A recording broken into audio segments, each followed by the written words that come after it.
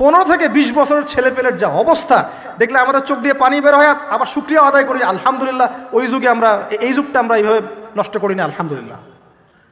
কি একটা অবস্থা! এদের অর্ধেকের সাইকোলজি নষ্ট করে দিয়েছে বিভিন্ন মুভিজ, সিনেমা। এখনকার অনেক মুভিজে দেখায় যে সে গ্যাংস্টার হচ্ছে, গ্যাংস্টার হওয়াটা একটা প্যাশন, ওইটা দেখে দেখে সে নিজেও গ্যাংস্টার হওয়ার চেষ্টা করে, সাইকোলজি নিয়ে খেলে। কিছু কিছু মুভিজ এখন রিলিজ করা হয়, আমি দেখি না, আমাকে বলা হয়েছে যেগুলো উৎসাহিত করে মানুষকে এ ধরনের গুন্ডামি কাজ করতে, প্রেমিকাকে নিয়ে পালায় যাবে, এটা করবে সেটা করবে, এগুলো তো উৎসাহিত হয়ে ছেলেবেলেরা এই কাজগুলো করে।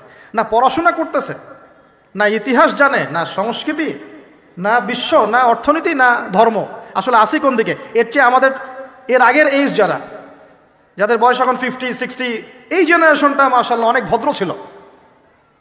আমি হলফ করে বলতে পারি, আমার কথা আপনারা মন খারাপ করেন না, এটা আমার কনফিডেন্স থেকে বলছি, এখন যদি আরেকটা মুক্তিযুদ্ধ হয় এই জেনারেশন অস্ত্র হাতে নিতে পারবে না। ওই অস্ত্র হাতে নিবে ওই যাদের বয়স 40, ওই 50, এরাই আমাদের এই যে কিশোর গ্যাং, টিকটক জেনারেশন আর যুবক সমাজকে আপনি খুঁজেই পাবেন। আল্লাহ পাক আমাদেরকে হেফাজত করুন। আর এটার জন্য ভাই আমাদের যাদের দাড়ি পেকে গেছে আমরা দায়ী সমানভাবে, কারণ আপনি নিজের ফিকির করেছেন, আপনার সন্তানের ফিকির কোথায়?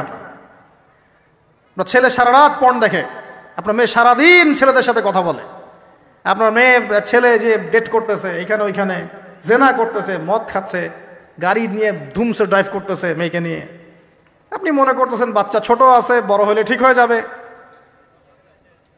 সুবহানাল্লাহ, আপনি বাচ্চাকে পড়াচ্ছেন না, কোরআন শেখাচ্ছেন না, হাদিস শেখাচ্ছেন না, জেনারেল লাইনে যে পড়াচ্ছেন, জেনারেল লাইনে পড়াশোনা করার পরে সে হচ্ছেটা কি শিখলো? স্যারকে দেখলে থাপ্পড় মারে। এখনকার ছেলেপেলে অনেকে স্যারকে সম্মান করে না, স্যার নকল ধরে ফেলেছে, স্যারকে এক থাপ্পড় দিল। গুন্ডামি শিখেছে, গুন্ডামি, আদব, সবর, নীতি নৈতিকতা এগুলো নাই, তো উঠে যাচ্ছে দিন দিন। দেখেন আমরাও স্কুলে পড়েছি, কলেজে পড়েছি, কিন্তু আমরা তো বেয়াদব ছিলাম। বেয়াদবি এক জিনিস আর দুষ্টামি এক জিনিস। আমরা দুষ্ট ছিলাম, খুব দুষ্ট ছিলাম, দুরন্ত, খেলাধুলা পছন্দ করতাম, দুরন্ত, দুষ্টামি করতাম, স্যারদের সাথে আমাদের একটা ফ্রেন্ডলি সম্পর্ক ছিল, বন্ধুর মতো, কিন্তু আমরা কখনো বেয়াদবি করি না। এখন দেখবেন ওয়াজে আলেমদের সামনে গিয়ে বেয়াদবি করতেছে, ওলামায়ে কেরামের সামনে যে একটু মানে ভদ্রভাবে কিছু কথা বলে মাসালা জিজ্ঞাসা করে ওখানেও গিয়ে বেয়াদবি করতে, কথা বলাই জানে না কিভাবে কথা বলতে হয়। আল্লাহর ওয়াস্তে ভাই আকীদার আমলের এই যে আখলাকের সংশোধন করেন, না হলে আমাদের সামনে মহা বিপর্যয় অপেক্ষা করছে। আল্লাহ পাক আমাদের সবাইকে কথাগুলো বোঝার তৌফিক দান করুন, বলি আমিন।